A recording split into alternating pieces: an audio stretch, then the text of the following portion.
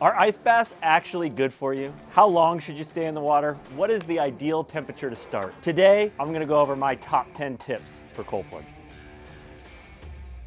I'm Ryan Dewey, and I'm a co-founder here at Plunge, and I've been cold plunging for 7 years. And I've dedicated my life to the power of plunge and the impact it can have on the human body. Here are my 10 tips you should know before taking your first cold plunge. Number 1, it's not easy, and it doesn't get easier.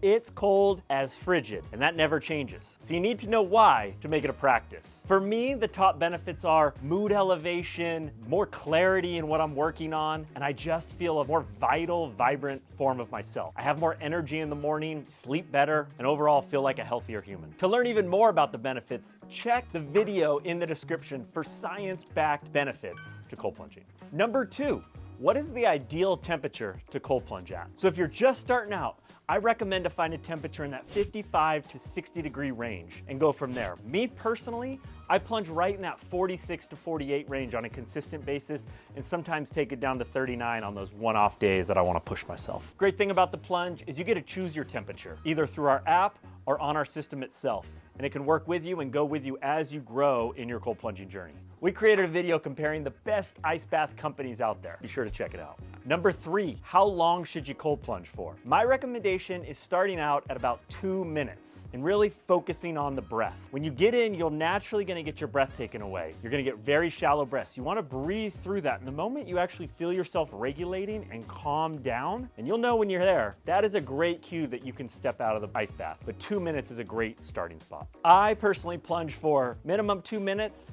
and some days up to 3 minutes. Number 4, how often should you cold plunge? If you're a beginner, I recommend trying to get 11 minutes in during your first week and spread that out over the week. So that's usually about 4 to 5 sessions a week. Me personally, I am every single morning, and it is part of my routine. It is the first thing I do.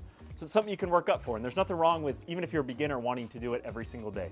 But listen to your body, feel it through, but definitely be wanting to get in multiple days a week. If you want to see my routine, be sure to check out the video of my optimal daily routine. All right, I got a 2-banger, 5 and 6. When should you not cold plunge? And what are the risks with cold plunging? So I recommend not cold plunging if you were already really sick. Your body's already going through a stressor. Adding another stressor to it could be problematic. If you have a serious heart condition, I recommend checking with your doctor. Risks that come with cold plunging. If you're doing any breath work, I do not recommend. I actually strongly encourage you not to be doing it at all in the water. And if you are gonna be holding your breath at all, doing it with someone that's here with you. But do not hold your breath in the water by yourself. Number 7, how to make cold plunging more comfortable. Sounds like a paradox, I know, it's crazy. Simple ways is doing some breath work before you get in to the plunge, kind of calming yourself down, taking some big exhales and grounding yourself in, relaxing in and doing a scan of your body and realizing where you're having tension and slowly release into there. We also have a neck pillow that helps if you want to put your head back and make it a little more comfortable. Another feature that we have on the all-in here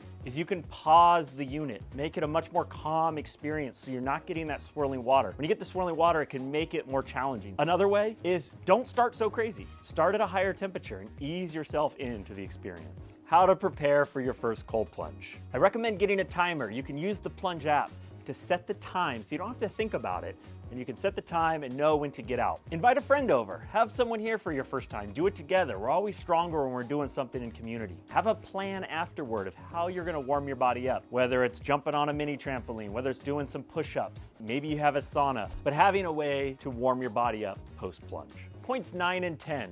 How to set up a cold plunge at home and what are your options. So if you're setting up at home and you're just doing it for the first time, you've never done this before, you can get a trough or a big bucket, but that's not gonna be the consistent option. If you're looking to get more consistent, you can look at a plunge. The real value proposition here is this is cold and clean whenever you want it, and it's ready for you all the time. Thanks for watching, and we'll see you on the next one.